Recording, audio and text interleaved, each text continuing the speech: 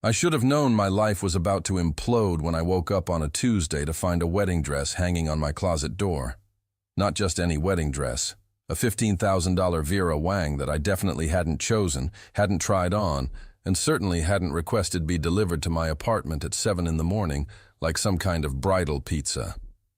But the real, what the hell is happening to my life moment came 3 seconds later, when my mother walked into my bedroom without knocking, because privacy is a concept Cordelia Green never learned to respect. Holding a cup of coffee and a smile I recognized immediately. I've made a decision about your life, and you're going to swallow it with grace, darling smile. Violet, sweetheart, we need to talk about the wedding. Mom, I'm not engaged, I replied, still in my pajamas, with my hair forming what could only be described as a rebellious bird's nest on top of my head. Well, technically not. Yet, she sat on my bed with the gracefulness of an exiled queen returning to her throne. But after tonight's dinner with the Hawthorns, you will be. Hawthorne. The surname ricocheted through my brain like a deranged ping-pong ball. Hawthorne. Hawthorne. The owners of the largest luxury hotel chain in the country. The Hawthorns, who had private jets like other people, have Bic pens, multiple, interchangeable, and frequently forgotten in random places. Have you completely lost your mind? I managed to articulate. Violet Margot Green, don't use that tone with me. She took a sip of coffee, unmoved. Your father and I are facing a delicate financial situation. The gallery is going bankrupt, the investments were terrible, and Nathaniel Hawthorne has offered a solution. A family merger, if you prefer. A family merger, I repeated, feeling a hysterical laugh bubbling in my throat. You're literally selling me to save the art gallery you mainly use to impress your country club friends? Don't be dramatic. It's a mutually beneficial arrangement. The Hawthorns gain connection to Boston's artistic aristocracy. We gain financial stability. And you, she pointed at me with her cup, you get a handsome, wealthy husband from a good family. I'm 26, Mom. This isn't Regency England. Exactly, darling. You're 26. The clock is ticking. I stared at her, mouth agape. The clock? The clock? As if I were some kind of ovarian time bomb about to explode in a cloud of missed procreation opportunities. I don't even know this guy. I tried appealing to the last thread of logic that might exist in the parallel universe where my mother lived. You met him at the Montgomery baby christening 3 years ago. He commented that you had a pleasant smile. A pleasant smile, I muttered. What a solid foundation for matrimony. My mother stood up, smoothing her skirt as if the conversation were closed. Dinner is at 8. Wear something appropriate. And Violet? She turned at the door. Your father already signed the papers. This is happening, darling. With or without your melodrama. The door closed. I sat on the bed, staring at the obscenely expensive wedding dress swaying gently on its hanger, mocking me. It was at that moment that my best friend, Coco Fitzgerald, an explosive redhead with the personality of a hurricane and a theater degree, climbed through my window. Literally. She'd scaled the fire escape. I heard everything, she said, throwing herself on my couch. Your mother needs therapy. Like, lots of therapy. Years of therapy. Coco, they're forcing me to marry a stranger. A rich stranger, she corrected. Which doesn't make it better, but factual accuracy is important. Okay, I've seen the groom in photos. I mean, Xavier Hawthorne is objectively hot. That jawline could cut glass. But from the reports? Personality of a door. An expensive, arrogant door. Is this supposed to make me feel better? No. This is supposed to make you create a plan. Coco sat up straight, her eyes gleaming with that look I knew well. I'm going to suggest something completely insane, and you'll probably agree because your life is already chaos anyway. Look, you need to get out of this. Thanks, genius. Hadn't thought of that. No, listen, you need a dramatic exit. Something so absurd that even your mother can't ignore it. Something that'll make the Hawthorns give up on you. Like what? Run away to Mexico? Fake my own death? Coco snapped her fingers. Better. You fake amnesia. I blinked. I'm sorry. What? Amnesia! She practically shouted, jumping off the couch. Think about it. You go to dinner, meet the robotic groom, and in the middle of the evening you fall or hit your head, and suddenly don't remember anything. Don't remember him, don't remember the deal, don't remember agreeing to get married. They can't force you to marry someone if you don't even know who you are. This is completely ridiculous. It's genius. It's a huge, complicated lie that's going to blow up in my face. Or, Coco grabbed my shoulders, it'll buy you enough time to figure out a real exit while everyone's hands are tied, like a hiatus, a pause, a breath before matrimonial disaster. I looked at the wedding dress. Then at the door my mother had exited through with all the empathy of a general barking orders. I thought about my father, who had clearly sold me faster than a falling stock. I thought about Xavier Hawthorne, the man I was supposedly meant to love, honor, and obey, whom I barely remembered meeting. This is crazy, I said. Coco grinned. The best ideas always are. At 8 o'clock that evening, I was sitting in Boston's most expensive restaurant, wearing a navy blue dress my mother had chosen, because apparently I'd lost the right to choose my own clothes along with my right to choose my own husband. Watching Xavier Hawthorne cut his filet mignon with the precision of a surgeon, and my God, Coco was right about one thing. The man was absurdly handsome, perfectly styled dark hair, amber eyes that had probably made dozens of women sigh, broad shoulders under a suit that cost more than my car. He was like a Greek sculpture that had come to life and decided to work in mergers and acquisitions. The problem? He had the personality of a financial calculator. Second quarter returns were adequate, he was saying to my father, not even looking at me. Although I believe that with strategic asset restructuring, we could see a 12 to 15% increase by fiscal year end. My father nodded enthusiastically, as if he understood anything beyond money, money, more money. And of course, Xavier continued, finally turning to me with a smile that didn't reach his eyes, I'm looking forward to our union. I believe it will be a productive partnership. Productive. He'd just called our future marriage productive. As if I were an Excel spreadsheet he was about to optimize. How romantic, I muttered, taking a generous sip of wine. Violet, my mother kicked me under the table. Xavier didn't even blink. I'm not given to unnecessary sentimentalism, Miss Green. I prefer to be frank. This is an arrangement that benefits both families. Love and romance are overrated social constructs. Mutual respect and shared objectives are a much more solid foundation for a lasting marriage. I stared at him. He was serious, completely serious. Did you plan this in a PowerPoint presentation? Slipped out before I could stop myself. For the first time, something passed through his eyes. Irritation, surprise, hard to tell. I have, actually. 42 slides detailing the logistical and financial aspects of the merger. I can send them to you if you'd like to review. Coco was right. I needed an exit. And it was then, right at that moment, while Xavier Hawthorne looked at me as if I were a particularly complicated corporate acquisition, that the waiter rushed past me, carrying a tray of hot dishes. What happened next was, well, not exactly what I'd planned. But when life gives you a tray of hot food almost hitting you, you improvise. I stood up abruptly, the waiter startled, bumped into my chair, which bumped into me, and I stumbled backward with all the grace of a giraffe on ice skates. My head hit, not too hard, but enough to be convincing, the corner of the sideboard behind me.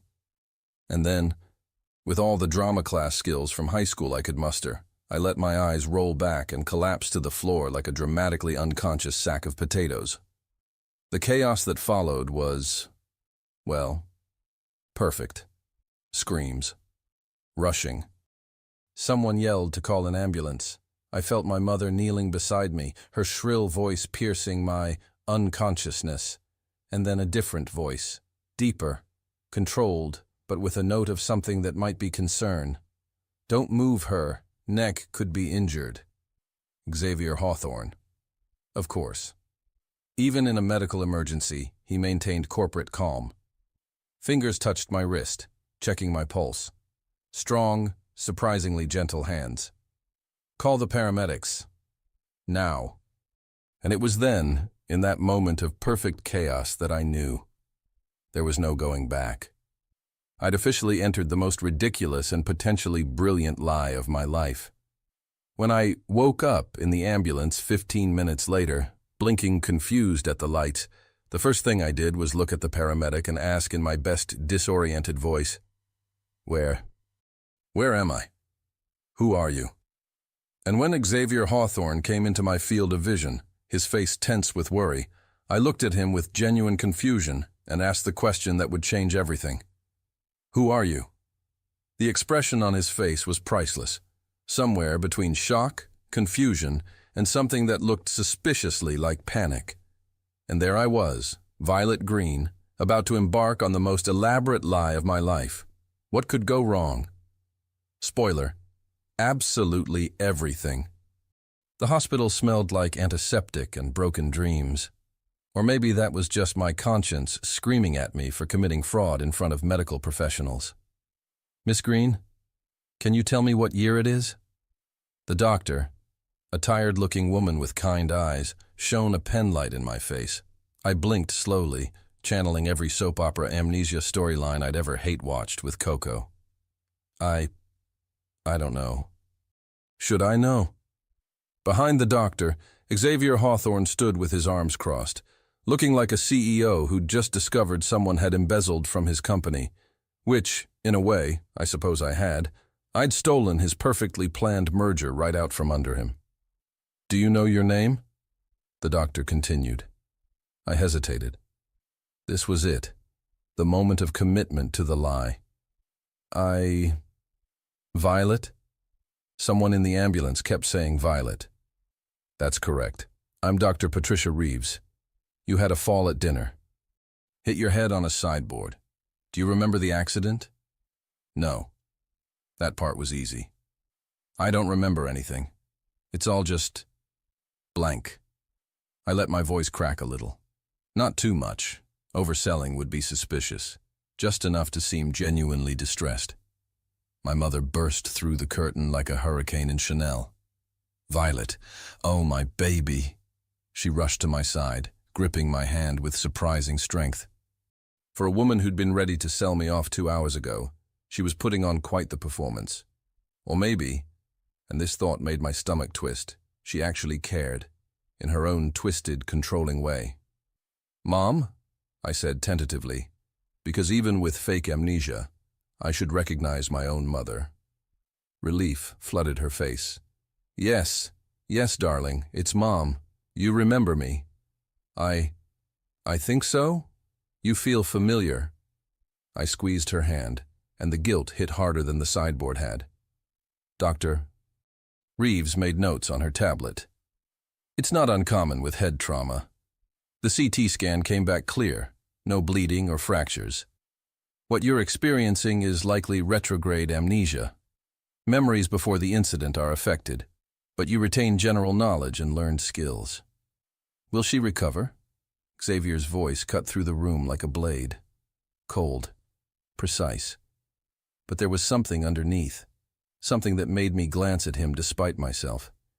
He looked rattled. His perfect hair was slightly mussed, his tie loosened. One hand gripped the back of a chair so tightly his knuckles were white. In most cases, yes, Dr. Reeves said.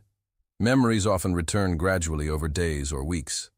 Sometimes certain memories never fully return. We'll need to monitor her, but there's no reason she can't go home tonight with supervision. I'll take her to our estate, my mother declared. She'll have round-the-clock care. No. Xavier stepped forward. She'll stay at Hawthorne Manor. Every head in the room turned to him. Excuse me? My mother's voice could have frozen hell. Xavier's jaw tightened. Violet and I are engaged, Mrs. Green. She should be with her fiancé during her recovery. Engaged? I said, right on cue. To you? His amber eyes met mine, and for a fraction of a second, something flickered there. Pain? Frustration? It was gone too quickly to identify. Yes. We were having dinner to finalize our wedding plans when you fell. I let confusion wash over my face. I'm sorry, I don't remember you at all. And there it was again, that flash of something vulnerable in his expression before the corporate mask slammed back down. I understand, which is why you should be somewhere familiar as you recover. Our home has medical staff on site. Our home? My mother's voice rose dangerously. Xavier, they're not married yet. This is highly inappropriate. With respect, Mrs. Green, I'm not leaving my fiancé's care to chance. The wedding may be postponed, but our commitment isn't. He looked at me again, and I could almost believe the concern in his voice was real. Unless Violet objects? This was spiraling in a direction I hadn't anticipated. Stay at his mansion? That wasn't part of the plan. The plan was to go home, recover slowly, and buy time to figure out how to permanently escape this arrangement. But something in the way he looked at me, like I was a puzzle he desperately needed to solve, made me curious. Who was Xavier Hawthorne when he wasn't performing for my parents? What happened when you stripped away the spreadsheets and corporate speak? I looked between my mother and Xavier, selling the confusion. I don't know either of you, not really. Maybe somewhere neutral. The penthouse at Hawthorne Plaza, Xavier said immediately. Downtown, full staff. Your mother can visit whenever she likes. You'll have your own suite. Dr. Reeves cleared her throat. What matters is that Miss Green isn't alone for the next 48 hours, wherever she's most comfortable. I made a show of thinking, pressing my fingers to my temples. The penthouse sounds okay, I guess. I looked at Xavier. You promise I'll have my own space? I promise. His voice softened just slightly. You'll be safe, Violet. The way he said my name sent an unexpected shiver down my spine. Damn it. This was not part of the plan. Feeling things for my arranged marriage fiancé was definitely not part of the plan. My mother looked like she wanted to argue, but even she could see the logic. Or maybe she just saw the Hawthorne money. Fine, but I'm visiting first thing tomorrow morning. An hour later, I was sitting in the back of Xavier's Mercedes, because of course he drove a Mercedes, watching Boston's lights blur past the window. He sat beside me, maintaining a careful distance, typing something on his phone with sharp, precise movements. You really don't remember anything? He asked suddenly, not looking up. I turned to him, studying his profile. Strong jaw, sharp cheekbones, a tiny scar above his left eyebrow that somehow made him more human. Should I lie and say I do, to make this less awkward? He finally looked at me, and I saw surprise in his eyes. No, I appreciate honesty. The irony almost made me laugh. Here I was, lying about amnesia, appreciating that he appreciated honesty. Then no, I said. I don't remember you. I'm sorry. Don't apologize for something that isn't your fault. He pocketed his phone. For what it's worth, you called our arrangement productive during dinner, before you fell. You weren't particularly thrilled about it. My eyebrows shot up. You're telling me this? Why? He was quiet for a moment. Because pretending won't help either of us. Our families made this arrangement. But you're right. We're strangers. Maybe... He paused, something uncertain crossing his face. Maybe this is an opportunity to start over. Properly.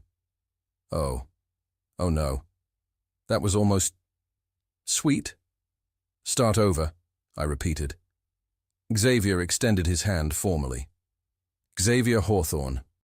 I'm terrible at relationships, married to my work, and apparently engaged to a woman who has no memory of agreeing to marry me. Pleased to meet you. I stared at his hand, then at his face. There was the ghost of a smile there, the first real one I'd seen.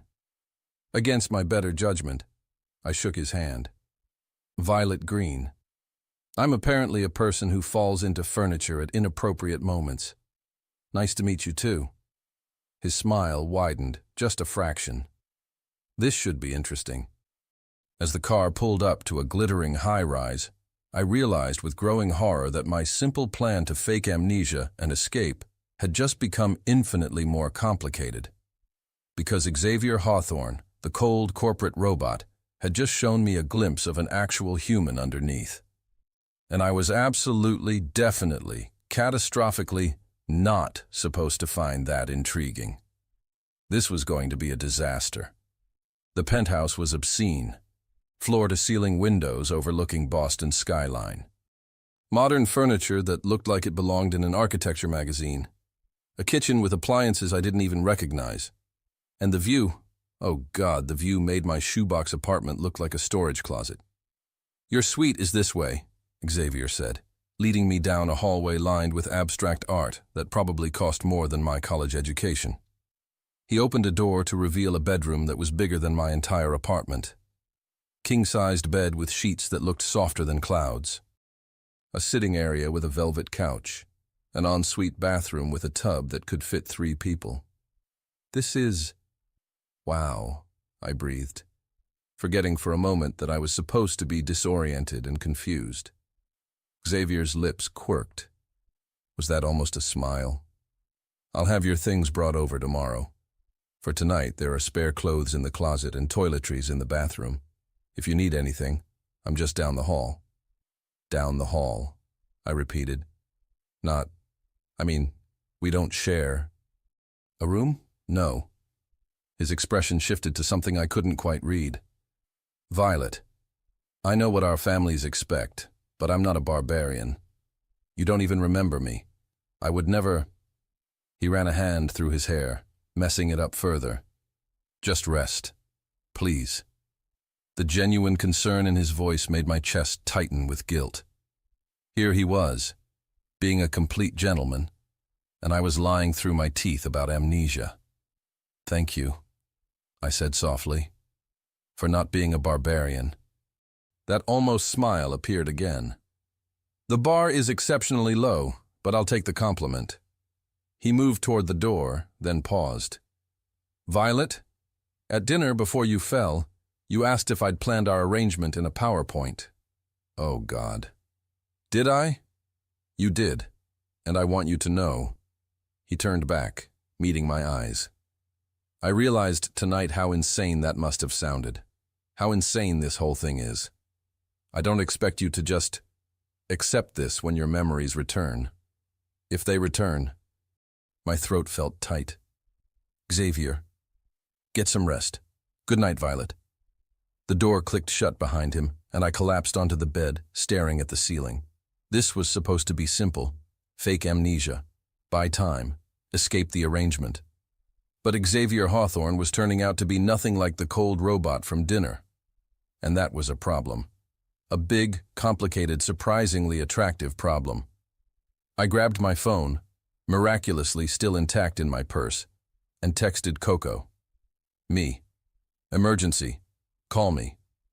3 seconds later, my phone buzzed. "Tell me everything," Coco shrieked before I could say hello. "I'm at his penthouse." "What?" "The amnesia worked too well. He insisted I stay here to recover. Coco, his penthouse has a tub the size of a swimming pool, and he's being nice. Like, genuinely nice." "Nice?" Xavier PowerPoint Hawthorne is being nice? "He gave me my own suite. He told me I don't have to go through with the marriage." He smiled at me. Coco. He smiled, and it was devastating. "Oh no." "What do you mean, oh no?" "Vi, you're catching feelings for your fake fiancé." "I am not." You just used the word devastating to describe his smile. You're absolutely catching feelings. This is a disaster. I groaned into the pillow. "What do I do?" "Well, you can't exactly drop the amnesia act now. You're committed. Just try not to fall in love with him while you're figuring out how to escape." "Not helpful, Coco." "I know, babe. Look, get some sleep. We'll figure this out. Maybe he'll go back to being a robot tomorrow, and this will all be easier." But when I woke up the next morning to the smell of fresh coffee and found Xavier in the kitchen making breakfast, actual breakfast, not just ordering it, I knew Coco's hope was futile. He was wearing jeans, and a simple gray t-shirt that showed off shoulders that had no business being that distracting. His hair was still damp from a shower, falling across his forehead in a way that made him look younger, less intimidating. "Coffee?" he offered, sliding a mug toward me. "You cook?" The words came out before I could stop them. "Don't sound so shocked. I'm full of surprises." He plated what looked like perfect eggs Benedict. "How's your head?" "Fine. Good. No pain." I accepted the plate, trying not to stare at the way his forearms flexed as he moved. When did forearms become attractive? "You really didn't have to do this."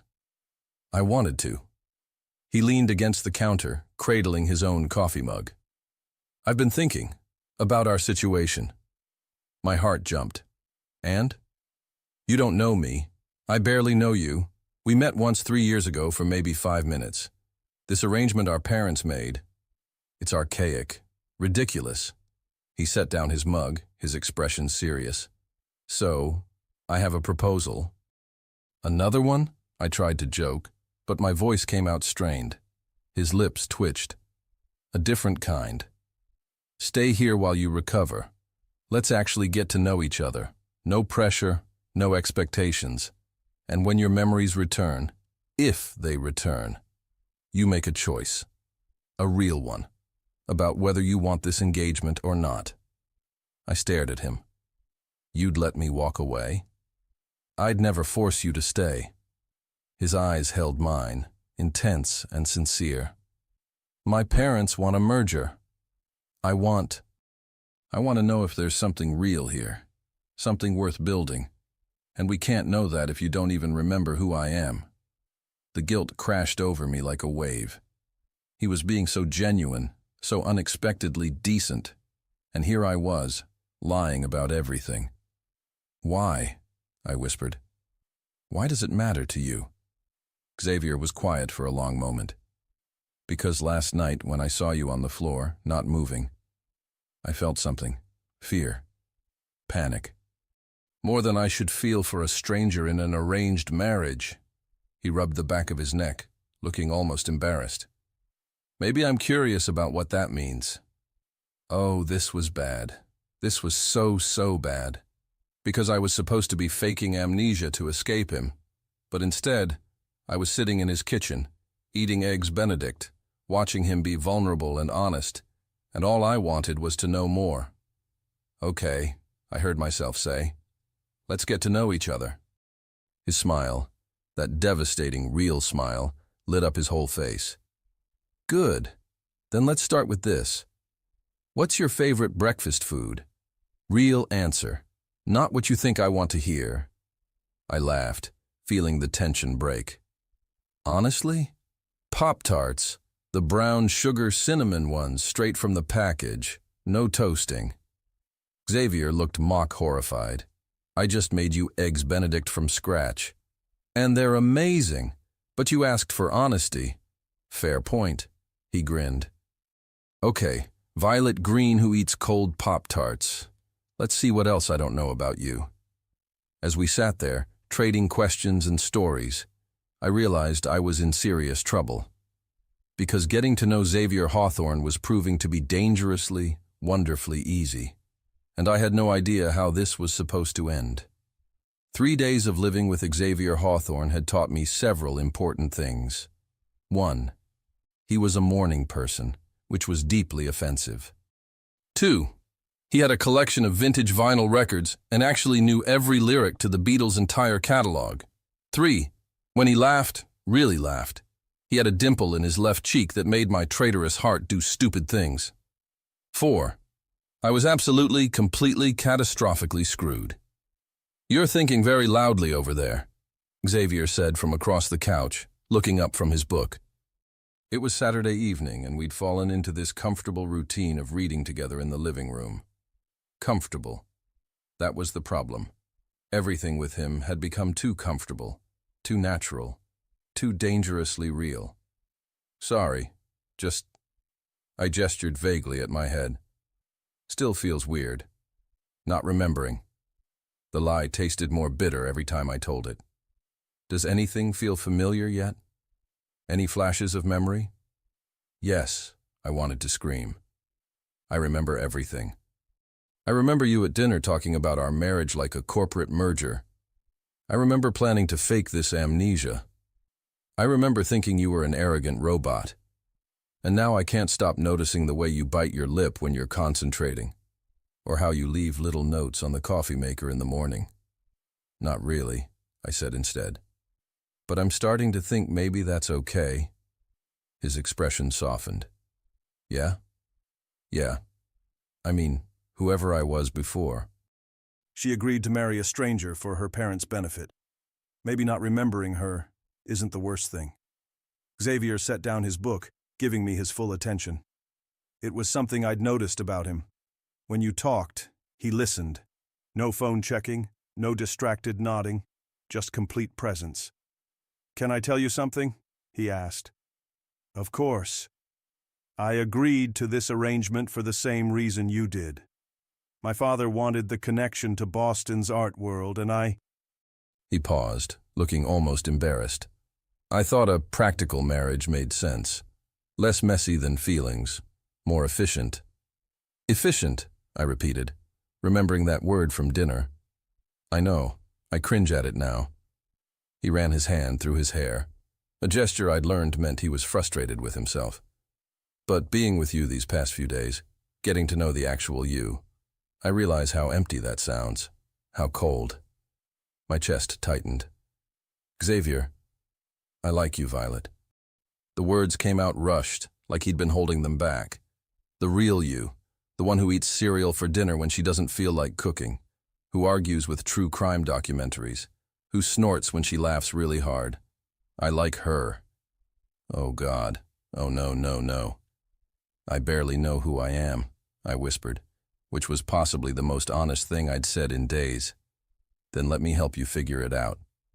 He moved closer, and suddenly the couch felt very small. No pressure, no expectations, just us, getting to know each other. Is that okay? I should have said no. Should have found a way to recover my memories and end this. Should have stuck to the plan. Instead, I nodded. His smile was worth every ounce of guilt. The universe, clearly sensing I wasn't suffering enough, decided Monday morning was perfect for my mother's visit. Violet, darling. She swept into the penthouse like a perfume tornado, immediately inspecting everything. How are you feeling? Any memories returning? Some things feel familiar, I hedged, which was technically true. Lying to her face was starting to feel very familiar. Xavier emerged from his home office, and I watched my mother's expression shift into something calculating. Xavier, dear, might I speak with my daughter privately? Of course, Mrs. Green. He squeezed my shoulder as he passed, a small gesture of support that made my mother's eyes narrow. The moment we were alone, she pounced. You're getting attached to him. What? No, Violet, I'm your mother. I can see it. The way you look at him. She sat beside me, her expression uncharacteristically serious. Be careful, sweetheart. Careful? You're the one who arranged this.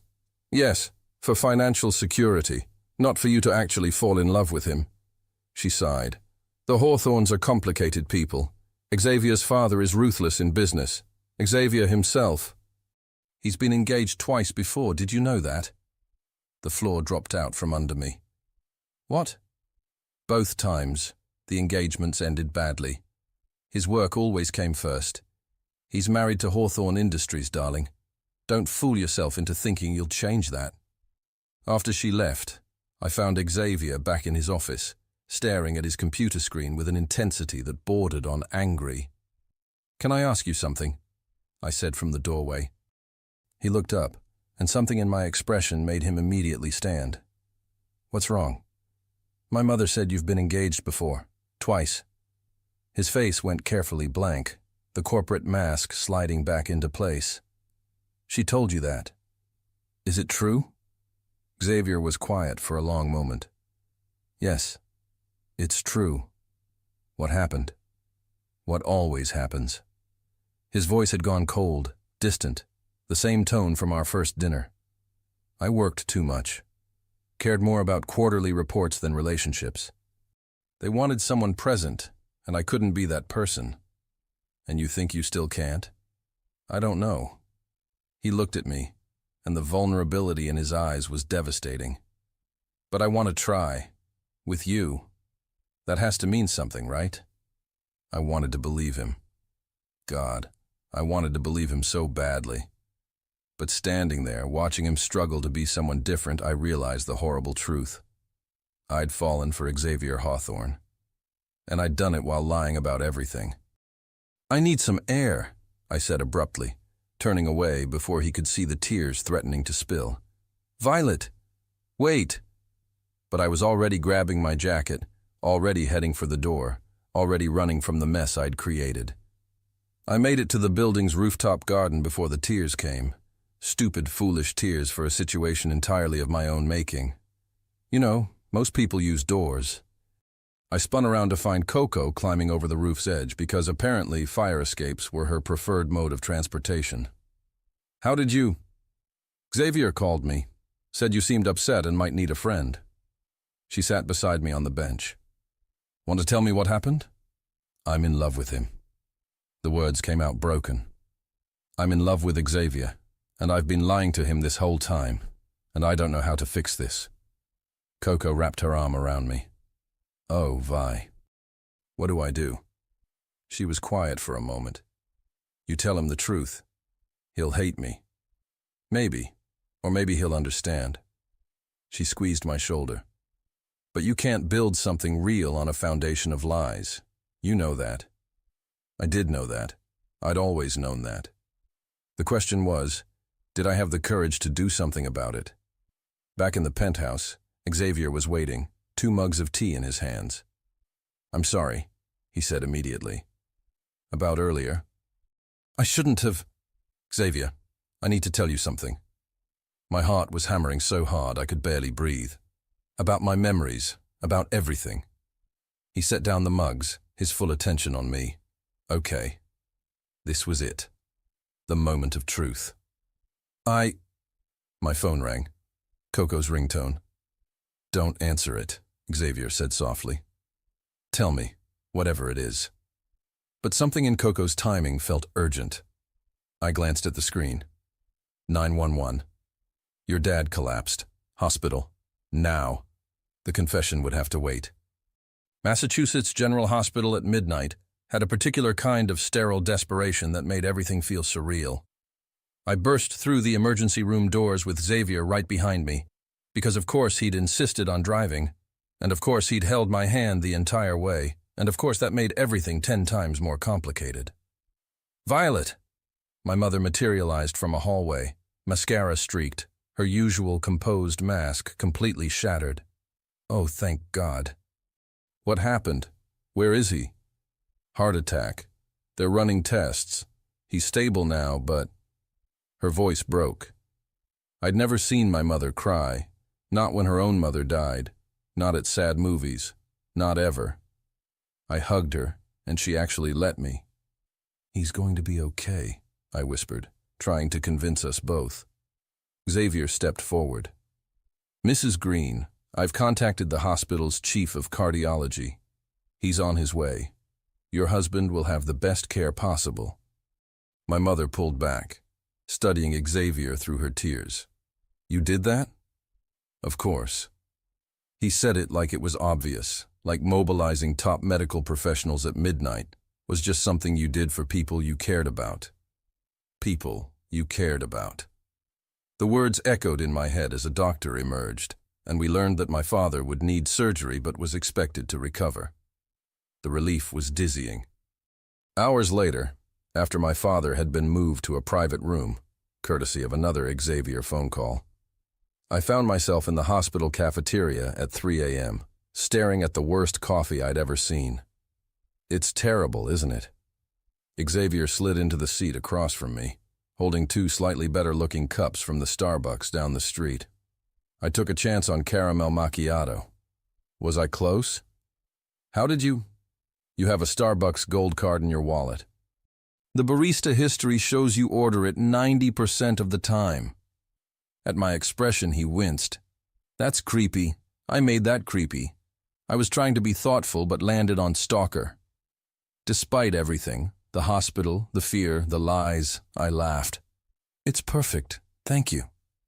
He pushed the coffee toward me. How are you holding up? I don't know.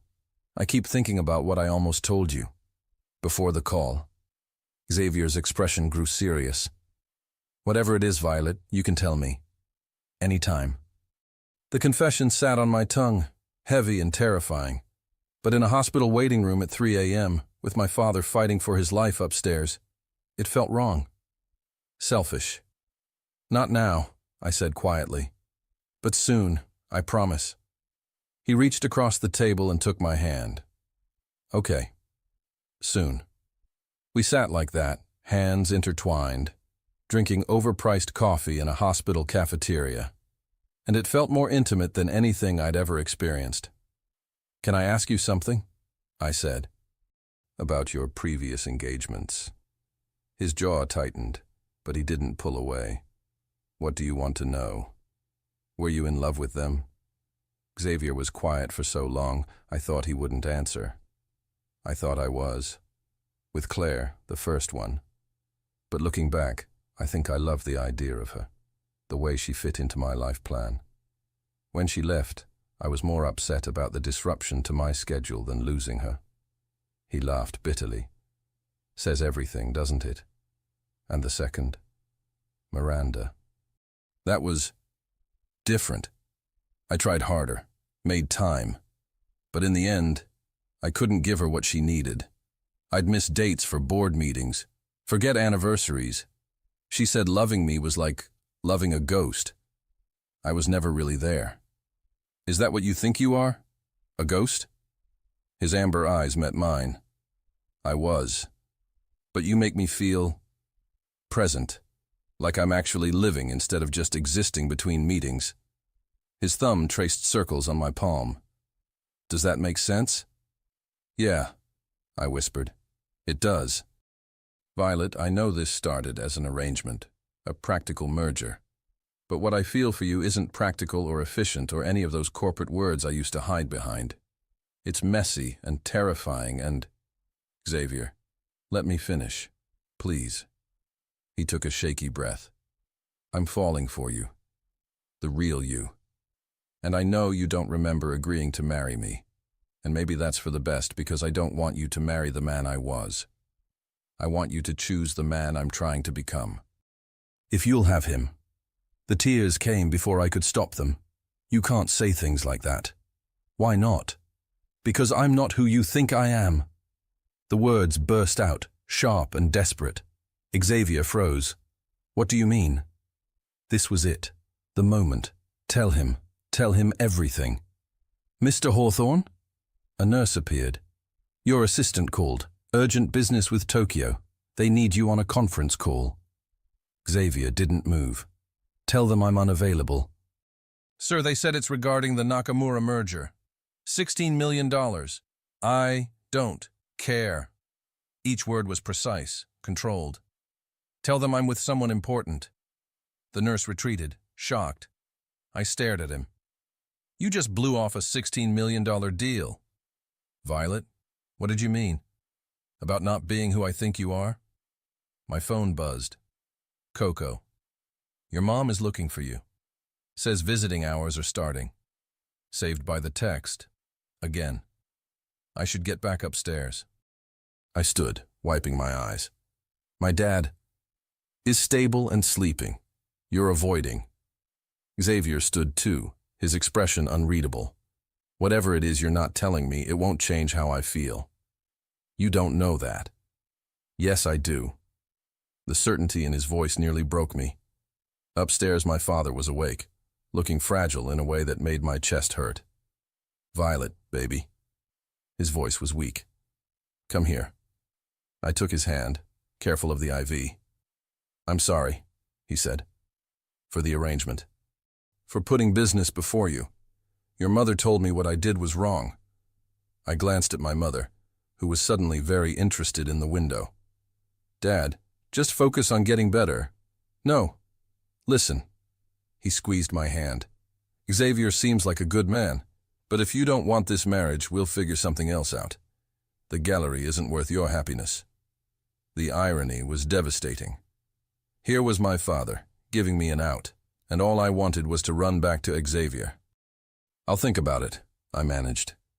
After my parents both fell asleep, I found Xavier in the hallway, on the phone.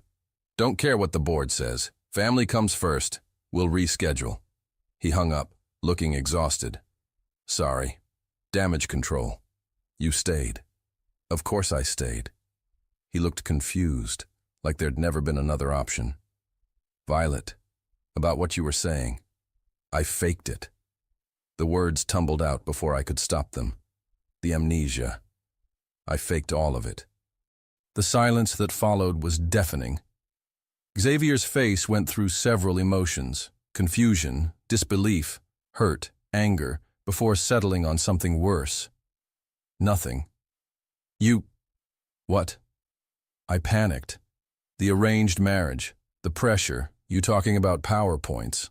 I faked the amnesia to buy time, to escape. 3 days. His voice was flat. 3 days of getting to know you, of sharing things, of falling for you. And it was all a lie? No. Xavier, my feelings are real. Everything between us is real. Except the foundation. Except the truth. He stepped back, and the distance felt like a chasm. I told you about Claire, about Miranda, about being a ghost, and you just played along? I wanted to tell you. I tried. When? Between letting me believe you had amnesia? Between letting me fall for someone who doesn't exist? I do exist. This is me, Xavier. The real me. I don't know what's real anymore. His voice cracked. I need to go. Xavier, please. But he was already walking away. And I was left standing in a hospital hallway, watching the best thing that almost happened to me disappear around the corner. I'd finally told the truth, and it had destroyed everything. I'd been sleeping in a hospital chair for 2 days, surviving on vending machine coffee and self-loathing, when Coco finally staged her intervention. Okay, this is pathetic, she announced, dropping a bag from my apartment onto my lap. Clean clothes, toothbrush, and a very stern pep talk. I don't want a pep talk. Too bad. You're getting one. She pulled me into the hallway. Vi, you screwed up, massively, spectacularly, in a way that will probably be used as a cautionary tale for generations. Feeling better already, I muttered. But, she continued, you screwed up because you were scared, and you tried to tell him. Multiple times. That counts for something. He won't answer my calls, my texts. I sent him a 14-page letter. Coco, 14 pages, nothing. Then you go to him. He doesn't want to see me. Probably not, but you go anyway, because that's what you do when you love someone. You fight for them, even when it's hard, especially when it's hard. She squeezed my shoulders. Now go shower. You smell like hospital and regret. She was right, about all of it. An hour later, I stood outside Hawthorne Industries' gleaming headquarters, feeling like I was about to storm a castle armed with nothing but apologies and desperation. The receptionist took one look at me. Miss Green, Mr. Hawthorne left instructions that you're not welcome. I know. I leaned on the desk. But I'm not leaving until he talks to me. So you can call security, or you can tell him I'm here. Your choice. She studied me for a long moment, then picked up the phone. Mr. Hawthorne? Miss Green is here. She says she won't leave. A pause. Yes, sir, I told her. But she's quite determined. 2 minutes later, I was in the elevator, my heart hammering against my ribs. Xavier's office was on the 42nd floor. Glass walls, city views. And in the center of it all, him, sitting behind a massive desk, looking like he hadn't slept in days. You have 5 minutes, he said without looking up from his laptop. Xavier, 4 minutes and 50 seconds. I walked closer, noticing the coffee cups littering his desk, the disheveled hair. The tie loosened around his neck. He looked as wrecked as I felt. I'm sorry, I said. I know that's not enough, but I am. I'm so sorry. For lying? Or for getting caught? Now he looked at me, and the pain in his eyes was like a physical blow. For lying. For being a coward. For not trusting that you'd understand. I took a shaky breath. But not for falling in love with you. I won't apologize for that. His expression flickered. Don't. Don't what? Don't use those words now. Not like this. He stood, moving to the window. You lied to me for days, Violet. Let me believe you couldn't remember. Let me open up about things I never talk about. How am I supposed to trust anything you say? You're not. Not yet. I moved closer, stopping a few feet away. I have to earn that back. And I will. However long it takes. Why? His voice was rough. Why should I give you that chance? Because you know me. The real me. Every conversation, every laugh, every moment, that was real. My feelings were real. I felt tears threatening but pushed through. The amnesia was fake, but everything else? That was the most honest I've ever been with anyone. Xavier turned, his amber eyes searching my face. You want honesty. Here's mine. I'm furious with you. I feel like an idiot for falling so fast. But the worst part? His voice dropped. The absolute worst part is that I can't stop caring about you. And I hate that. I hate that even knowing what you did, I still... He cut himself off, jaw clenched. You still what? I whispered. I still miss you. The admission seemed torn from him. 3 days. That's all we had. And I miss you like I've lost something essential. The space between us felt electric, dangerous. Your 4 minutes are up, he said quietly. Xavier. But I'm not asking you to leave. He rubbed his face, suddenly looking exhausted. I'm asking you to give me time, to figure out if I can get past this. How much time? I don't know. A week. Maybe more. A week felt like a lifetime, but it was more than I deserved. Okay, I said. Take all the time you need. But Xavier, I'm not giving up on us, even if you do. I turned to leave, reaching the door before his voice stopped me. Violet? I looked back. Your father. How is he? Even now, even hurt and angry, he was asking about my dad. Better. He's being discharged tomorrow. My voice caught. Thank you for asking. He nodded, and I left before I started crying in his office. The week that followed was the longest of my life. My father came home, recovering slowly but steadily. My mother actually apologized, a real apology, for the arranged marriage. And I moved back to my shoebox apartment, every corner of it reminding me of the penthouse I'd briefly called home. Coco tried to distract me with bad movies and good wine. It didn't work. On day 6, a package arrived at my door. Inside was a vinyl record, The Beatles' Across the Universe, and a note in Xavier's precise handwriting. You said this was your favorite song. I realized I never asked why. My hands shook as I put the record on my player. Yes, I had one, because Xavier's collection had inspired me to buy it. As the music filled my apartment, my phone rang. Xavier. Hello? My voice was barely steady. I'm outside your building, he said. Can I come up? I buzzed him in without hesitation, then spent the 30 seconds it took him to reach my floor, trying to remember how to breathe. When I opened the door, he looked better, more rested, less devastated, but there was something guarded in his expression. Hi, I said stupidly. Hi. He held up a bag.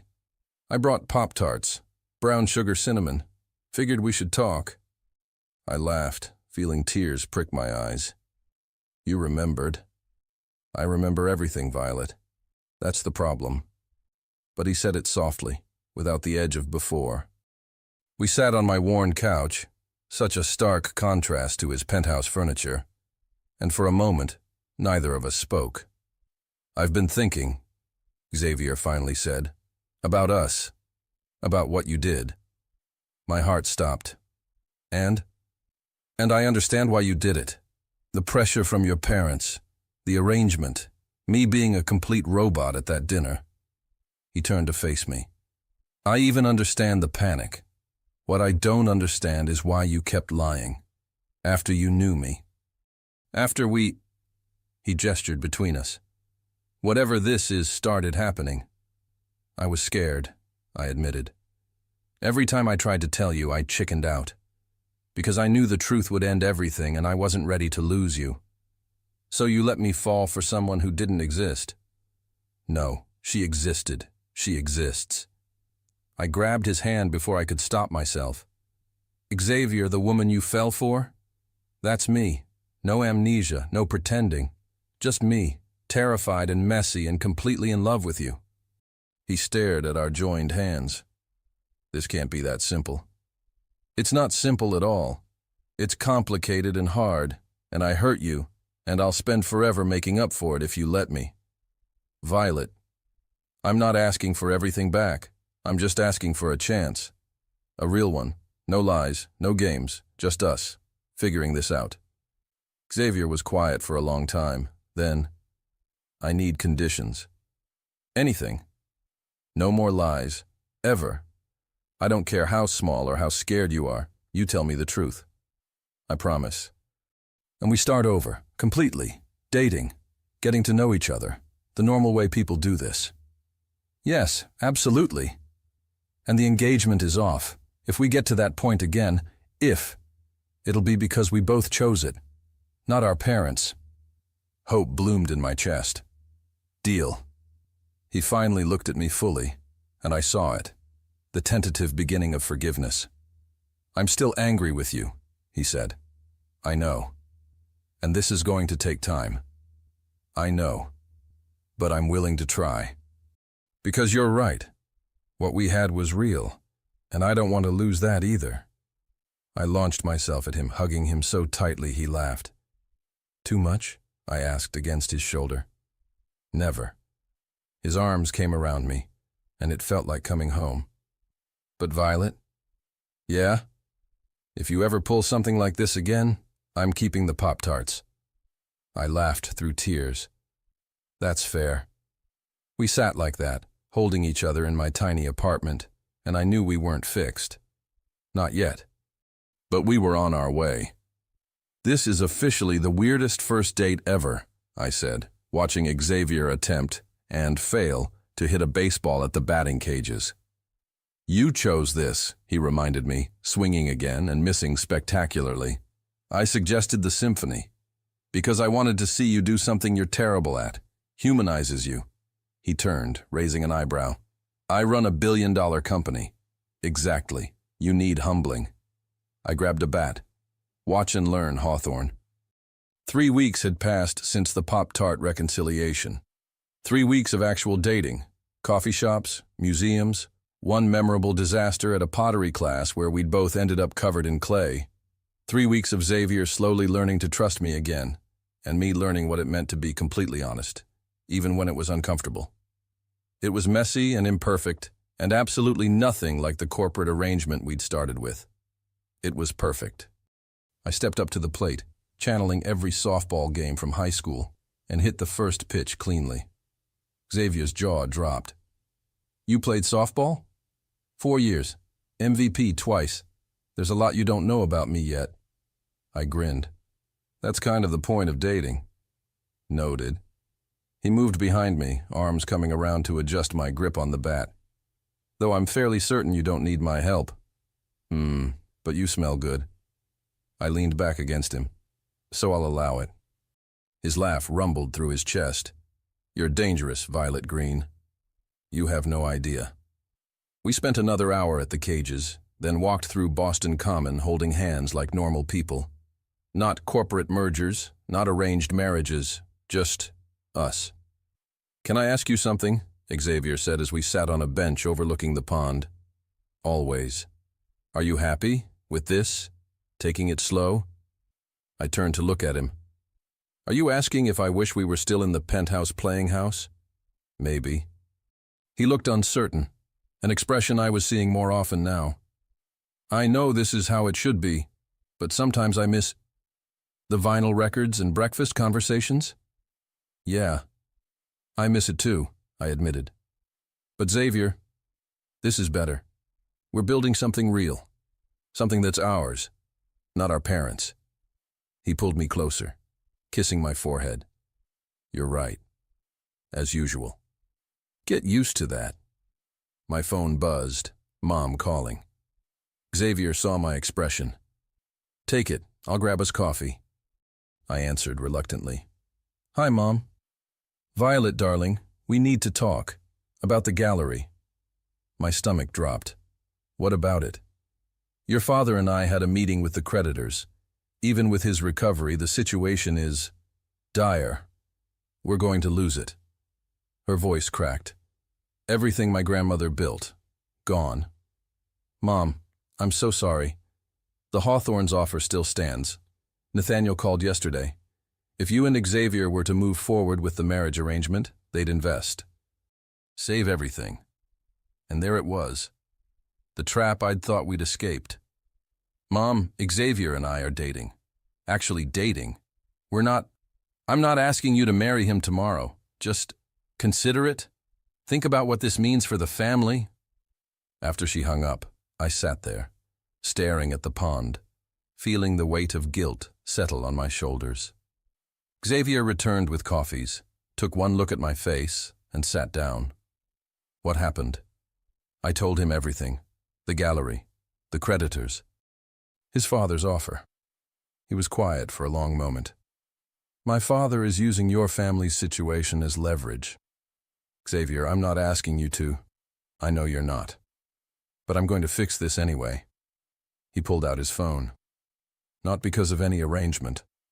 Because I care about you. And this is hurting you. What are you doing? Calling my father. Having a long overdue conversation about boundaries. I grabbed his hand. Xavier, don't blow up your relationship with your father because of me. Violet, my father and I have needed this conversation for years. You're just giving me the courage to finally have it. He squeezed my hand. Trust me? Always. The phone call lasted 15 minutes. I couldn't hear the other side, but Xavier's voice was firm, controlled, and occasionally ice cold. No, actually, that's not how this works. Mom's gallery is not a bargaining chip. I don't care about the optics. Here's what's going to happen. You're going to invest in the Green Gallery because it's a sound business decision, which it is. And my personal life is no longer up for negotiation. Yes, I'm serious. Dad, I love you. But I'm done letting you orchestrate my relationships. When he hung up, he looked exhausted, but lighter somehow. Well? I asked. He's investing. No strings attached. Though he's very disappointed in my lack of business acumen. Xavier smiled wryly. Pretty sure I just gave him his first heart palpitation. I threw my arms around him. Thank you. God, Xavier. Thank you. You don't have to thank me for doing the right thing. He pulled back to look at me. But Violet, I need you to understand something. What? This doesn't change my answer. Even with the pressure off, even with your family stable, I still want to take this slow. I still want to do this right.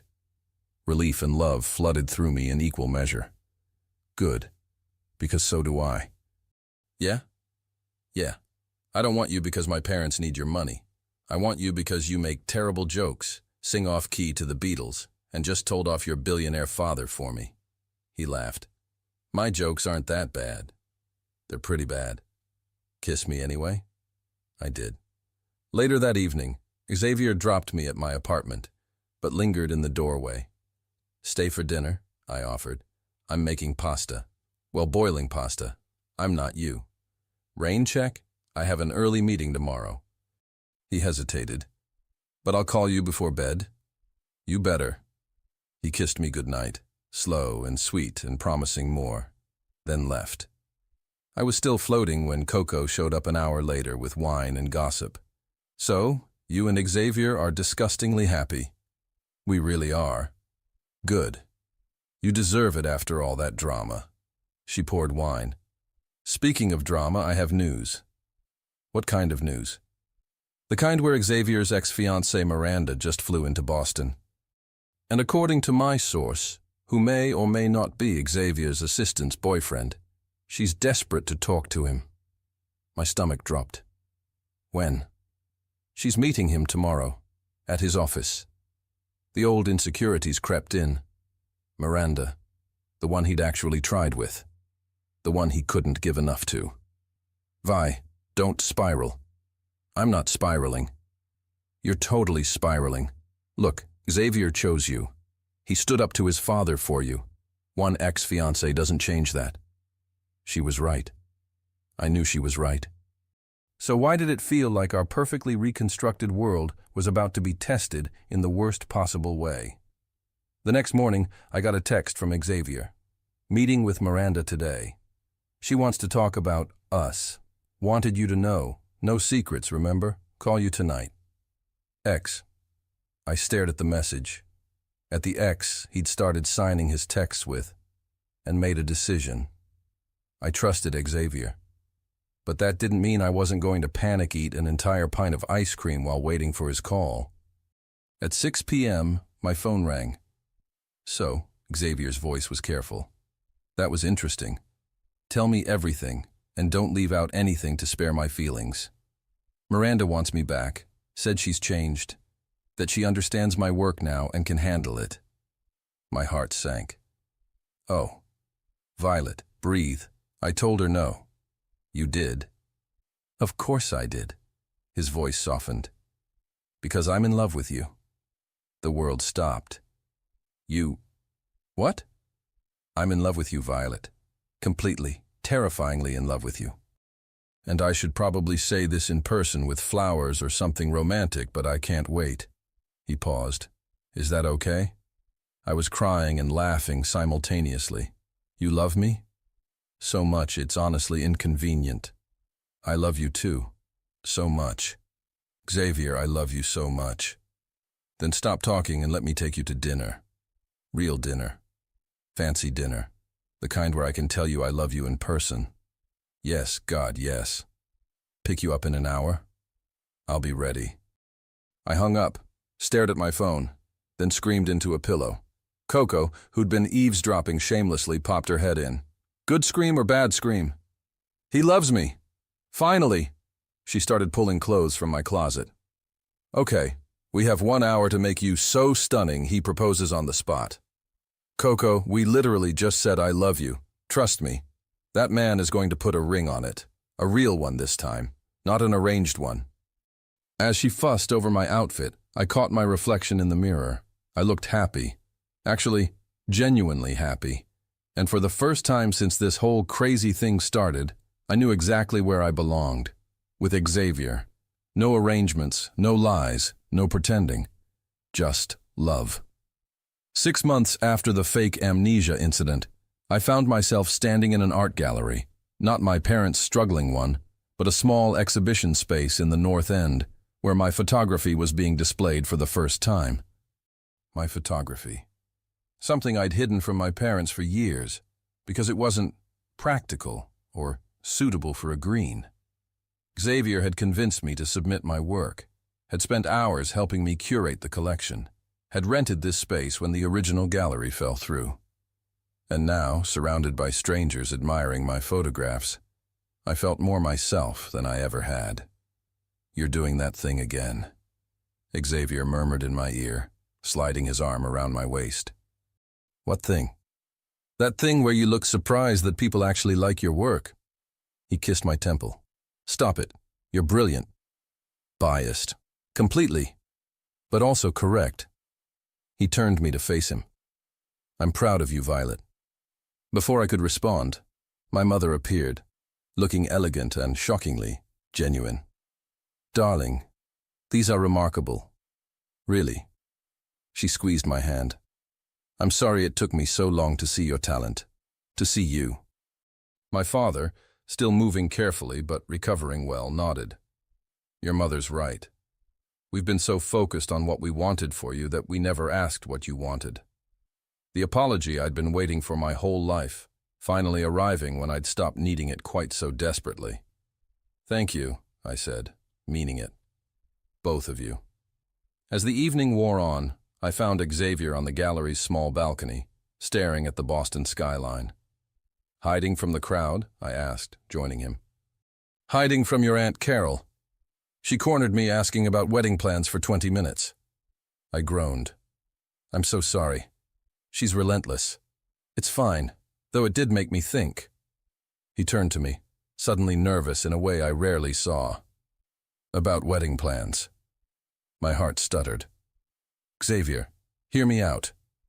He took both my hands. 6 months ago, we were strangers in an arranged marriage. You faked amnesia to escape me, and honestly, you were right to.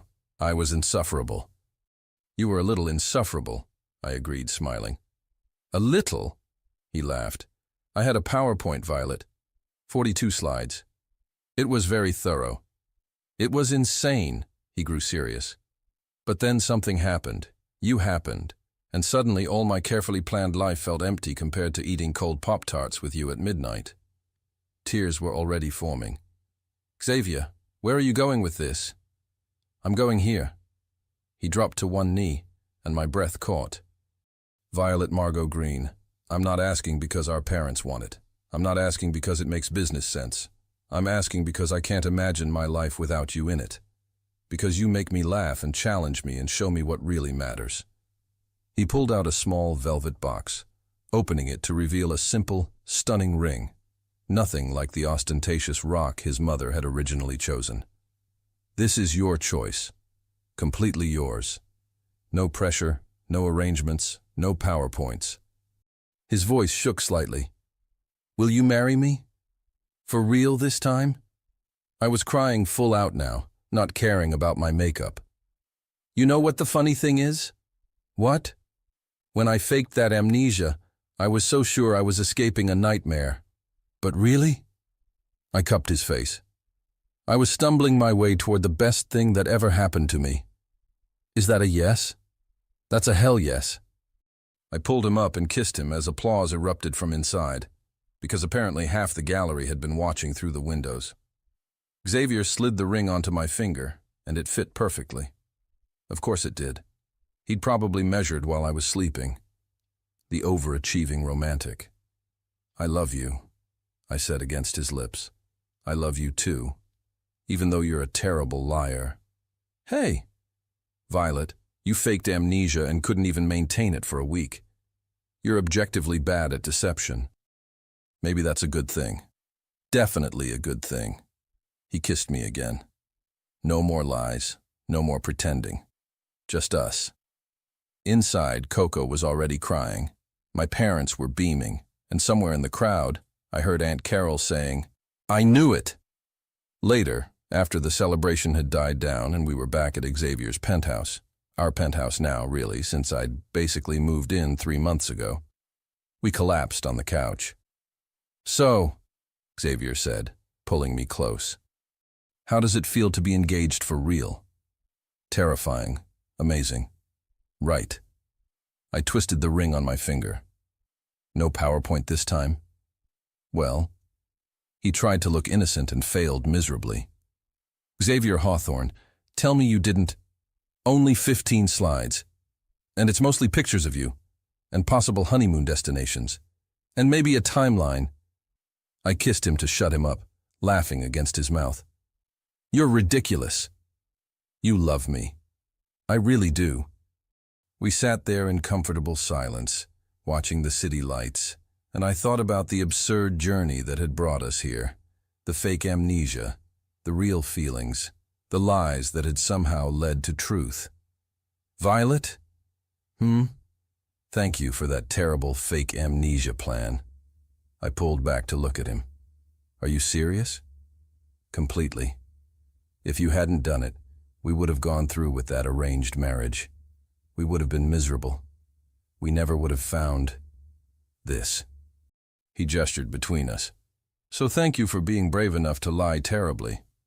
That might be the weirdest thank you I've ever received. I'm a weird guy. You're my weird guy. Damn right I am. He kissed my forehead. So, future Mrs. Hawthorne. Future Mrs. Green Hawthorne, I corrected.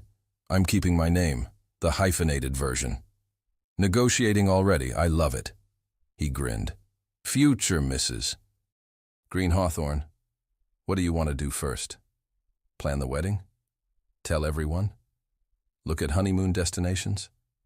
Actually, I snuggled closer. I just want to stay here.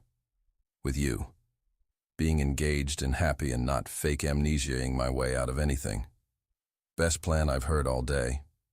As we sat there, wrapped up in each other, and our improbably perfect love story, I realized something.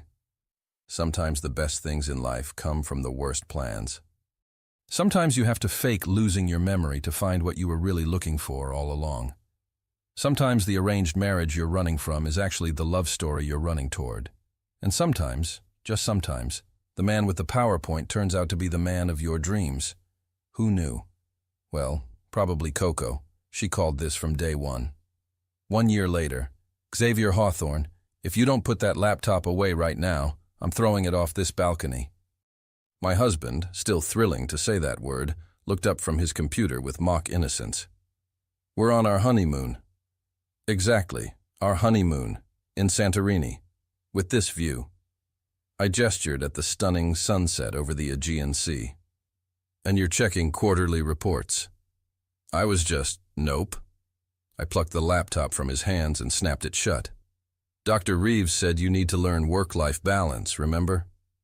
That was for my stress levels, which are directly related to you working on our honeymoon. I straddled his lap on the lounger. Besides, I have a much better way for you to spend your time. His hands immediately went to my waist, laptop forgotten. I'm listening. Good boy. I kissed him slowly. See? Much better than spreadsheets. Significantly better, he murmured against my lips. Though I should mention, I may have prepared a small presentation about potential baby names. Xavier! Kidding. Mostly kidding. It's only 3 slides. I laughed, shaking my head. You're impossible.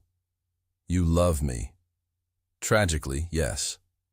We sat there as the sun painted the sky in impossible colors, and I thought about the wedding 3 months ago. How my father had walked me down the aisle with tears in his eyes.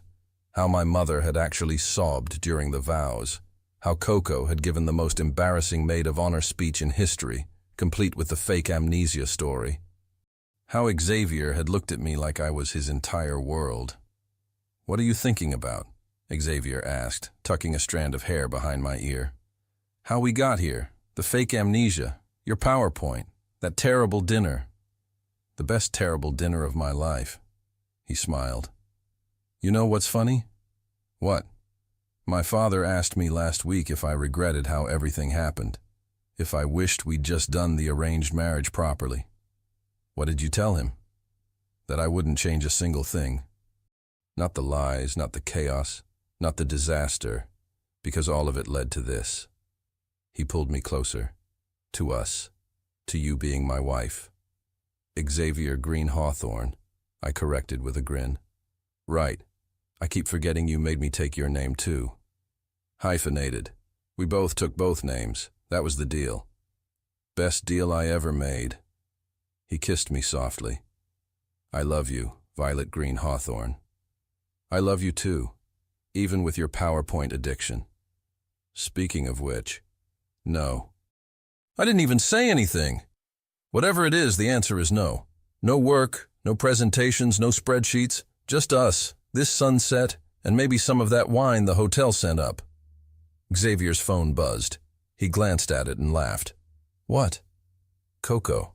She wants to know if you've killed me for working on our honeymoon yet. I grabbed his phone and typed back, almost. Send bail money. Her response was immediate. Worth it. You two are disgustingly happy. I demand godmother rights when you finally make mini PowerPoint babies. Xavier read over my shoulder and grinned. Mini PowerPoint babies? Don't even think about it. Too late. I'm already thinking about it. And Violet? Yeah? Thank you. For what? For faking amnesia.